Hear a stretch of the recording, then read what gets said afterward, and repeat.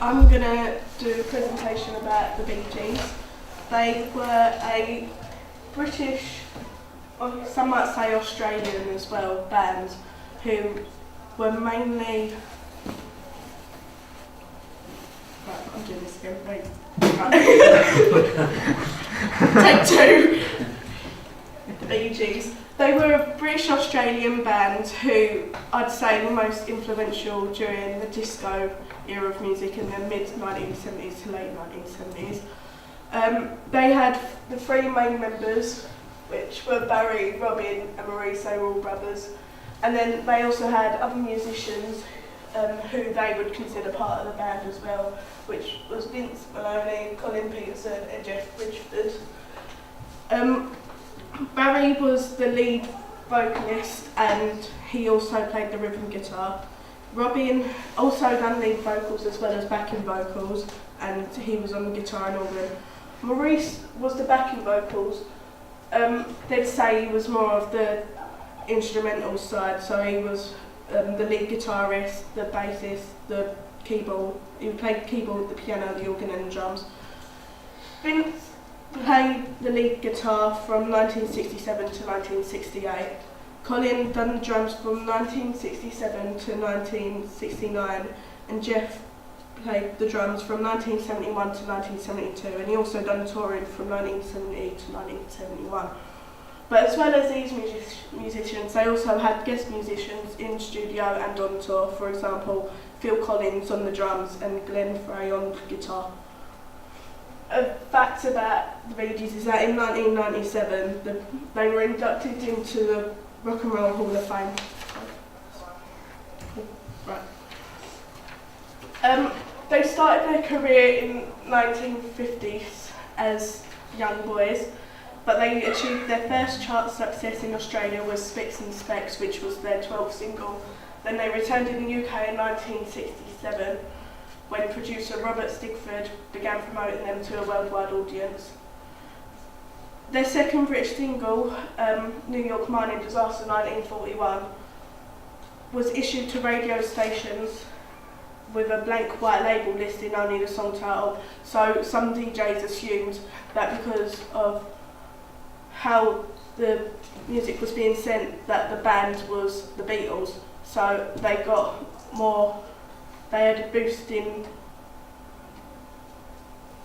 their song was played in heavy rotation, so that meant their next song, To Love Somebody, got a boost without having to do much into the US top 20, which meant other artists soon after started to cover their songs, for example Bonnie Tyler, Nina Simone and Michael Bolton.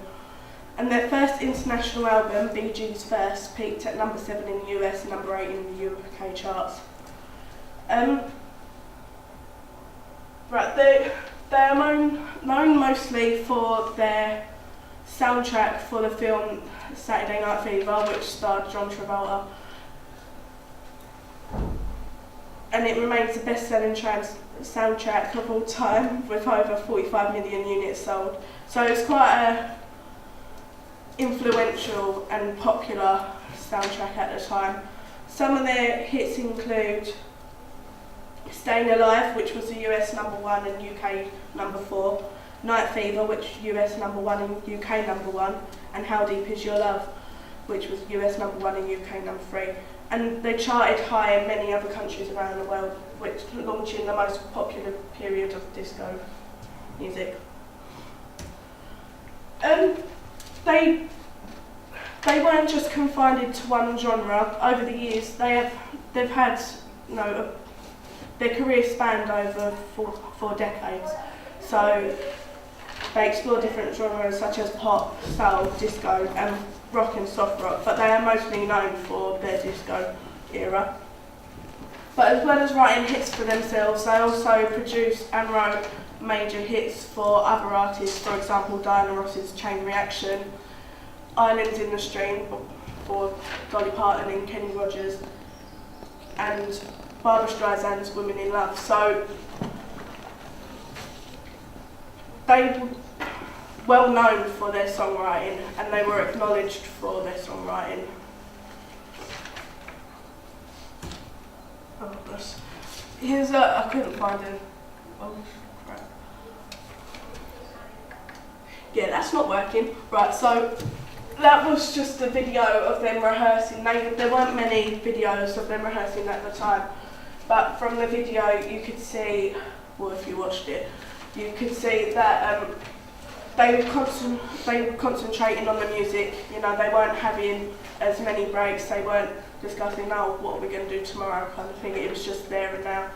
They were interacting with each other, and so if there was something they thought, oh, you could improve on that, they would talk to each other about it in order to get the best outcome.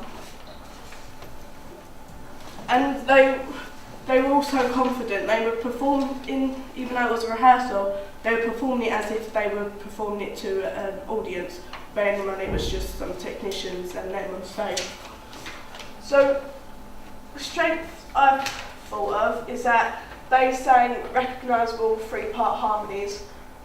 So Robin, who was the lead vocalist and backing vocalist, had a clear vibrato lead vocals, which became a hallmark in their earlier hits, such as I Started a Joke or Massachusetts. Good songs. And whilst Barry's R&B falsetto became their signature sound during the 1970s and 1980s, so you can hear it a lot in their disco era of music. For example, Staying Alive, that's common quality. So yeah, that's what I've got. As they were versatile, so they weren't just confined to one genre, like I said. They explored different genres, and if that didn't work for them, they explored a different genre. So it shows that they were able to adapt to different genres as well. And songwriting, because they wrote for other people. The only weaknesses I could find was that their relationship between the brothers, they became more competitive, which meant there was a lot of tension. And then I think it was towards the late 1960s, Robin left the band to pursue a solo career for a few years. But luckily they got back together for the Saturday Night Fever soundtrack. So yeah, that's my presentation.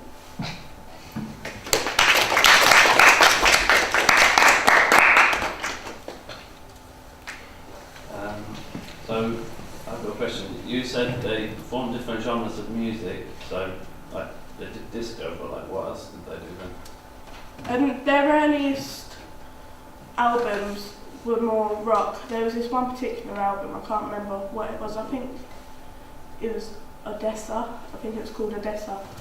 But that was more rock genre music. The disco genre came soon after that, but I think the disco genre was more influential. They've done like songs like How Deep Is Your Love as well. Yeah, I've actually got something about that. Yeah, they in the late 1971, their ninth album Trafalgar was released. So How Can You Mend a Broken Heart? That was part of it. That was the first to hit #1 on the US charts. And it was the first hit they got that was awarded, nominated for a Grammy Award for Best Pop Performance by a Duo or Group of Vocals. So it kind of it shows how good they are. They were acknowledged by the industry as well for how good they are. Yeah. Could you name any influences? How they might have influenced anyone, like any groups or bands that might have influenced Napster Dan in the present? How they influence other bands? Yeah, how and who?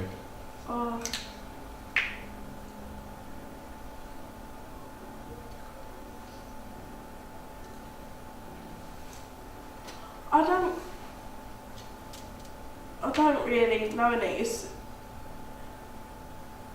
I don't know. I'll just go back to that last Yeah. question. The How Deep Is Your Love? That was like covered by Take That, wasn't it?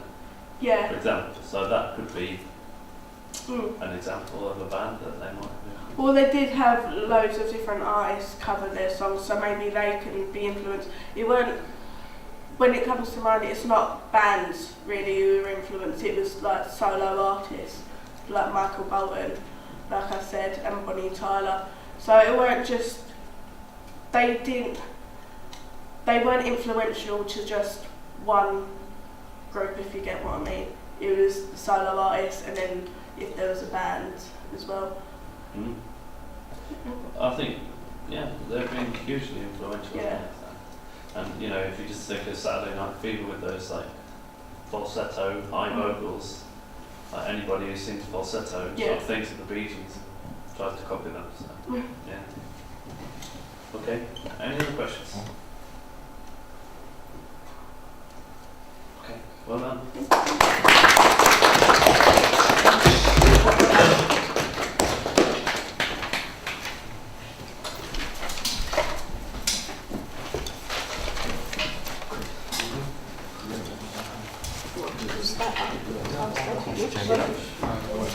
Yeah, what? Honey. Honey. Sorry. Do you want to go? Oh shit, yeah. No, just Oh, we've missed it. Yeah. No. Do you reckon we should still be there? I've really followed both things. I'm next after her. I really Oh, followed both no, things. Why? Just tell I us. really followed both things. I really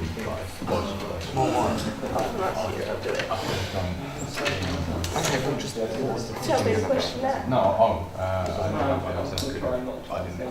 Well, you could have said it, you didn't have one. I don't think I want. I could have said. Big arm, keep thinking of minus. I could have said when it was